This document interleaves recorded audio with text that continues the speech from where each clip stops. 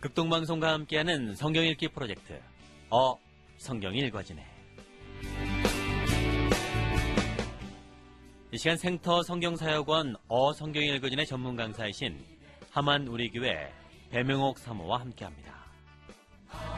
성경이 읽어지네 주님 나라 임하네. 안녕하세요.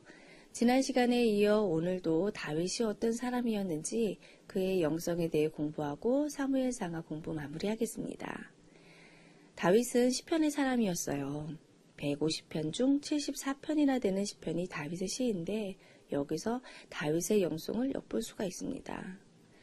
사사시대 배경 속에서 10계명, 1계명, 2계명도 제대로 모르는 이 미가 신상 사건의 배경 속에서 어떻게 이러한 어마어마한 영성의 시편들을 남겼는지 놀라지 않을 수가 없어요. 시편을 남겼다라는 것은 말씀의 사람임을 말해주는데요. 레위들이 말씀을 제대로 가르치지 않았던 상황에서도 다윗은 모세오경을 연구하고 묵상하였음을 말해주는 근거가 바로 시편 119편입니다. 성경에서 가장 긴 절로 되어 있어요. 무려 176절입니다. 저희 집 가정예배를 드릴 때 말씀이 시편 119편 차례가 되면 우리 아이들은 마음의 준비를 해요. 왜요? 엄청 길다는 거죠. 그런데 놀라운 것은 이 119편에 놀라운 다윗의 영성이 엑기스처럼 묻어 있다는 거예요. 119편의 다윗이 하나님의 말씀을 얼마나 사모했는지 그 말씀에 대해 구절구절마다 찬송했어요. 119편을 열어 제 말이 사실인지 한번 확인해 보세요. 말씀을 뜻하는 단어들이 구절구절마다 거의 다 있습니다. 1절 보세요. 행위가 온전하여 여호와의 율법을 따라 행하는 자들은 복이 있으며. 자, 말씀을 뜻하는 단어 찾으셨나요? 말씀을 율법이란 단어로 대치하여 노래했어요. 그럼 2절은요? 2절은 증거, 3절은 주의 도입니다. 4절은요?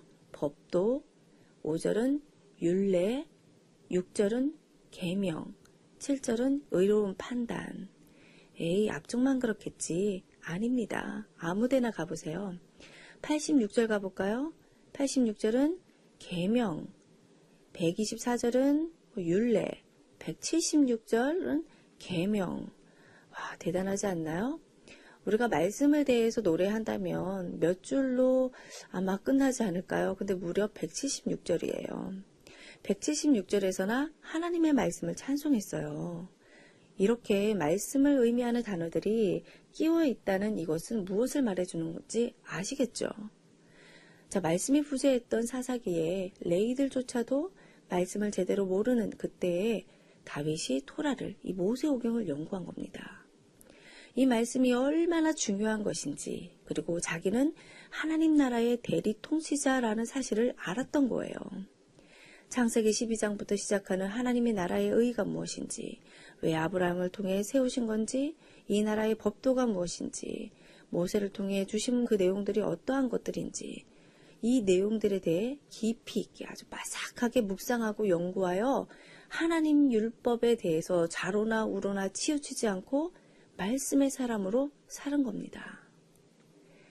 이렇게 하나님 말씀에 클릭되어서 모세오경이 얼마나 이스라엘이라는 나라를 지키는 말씀인지 알았기 때문에 다윗은 하나님이 자기에게 기름을 부었을 때 안 거예요.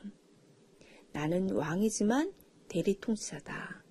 하나님이 이 나라의 진정한 왕이시고 하나님의 말씀이 이 나라를 통치해야 하는데 사실 사람이 왕이 될 수 없는데 이 나라에 나를 왕으로 세우신 것은 나는 대리 통치자이고 하나님만이 진정한 왕이시다.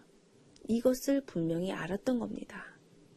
그렇기 때문에 다윗이 그토록 하고 싶었던 소원이 있었는데 그게 무엇이냐? 바로 성전 건축이었어요. 성전이 무엇이죠? 성전은 제사 지내는 곳, 예배 드리는 곳이잖아요.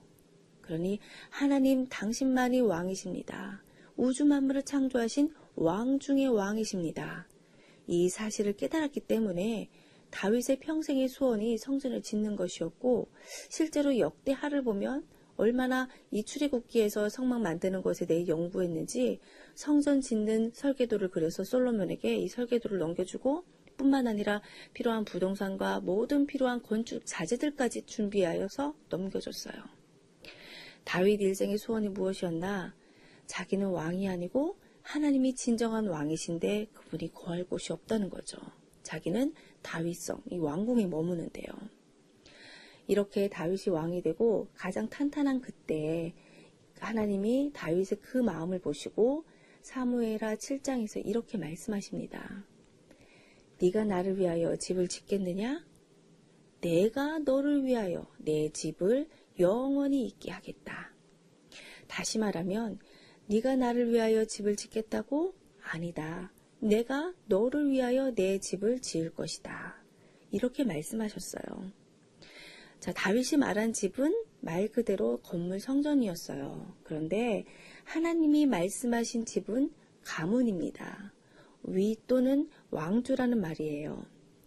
이 언약에 의해서 이 다윗 혈통은 하나님 나라의 왕통으로 견고하게 자리를 잡는데요. 이 하나님의 다윗에게 하신 언약은 아브라함과 세운 언약, 즉 너로 인하여 모든 민족을 복을 받을 것이다 라는 약속 수준의 언약이 바로 이 언약입니다. 아브라함과 세운 언약은 이제 아브라함으로 시작해서 하나님 나라를 세운다는 것이었어요. 그런데 이렇게 세워지는 나라는 왕정 정치를 하게 되며 그 왕조는 이제 다윗 왕조가 된다는 뜻입니다. 많은 왕들이 일어나지만 다윗 가문만 진정한 하나님 나라의 왕통이라는 뜻인 거예요. 이것이 다윗과 세운 언약입니다. 그래서 아브라함과 다윗은 구약의 핵심인 거예요. 자, 다윗이 왜 하나님 나라의 왕통인가? 자, 그는 말씀의 사람이었어요. 무엇이든지 하나님께 물어보는 기도의 사람이었어요. 여호와께 물어가로되 여호와께 물어가로되 하나님 앞에서만 산 사람이었어요. 그러니 우리에게 모델이 되는 겁니다.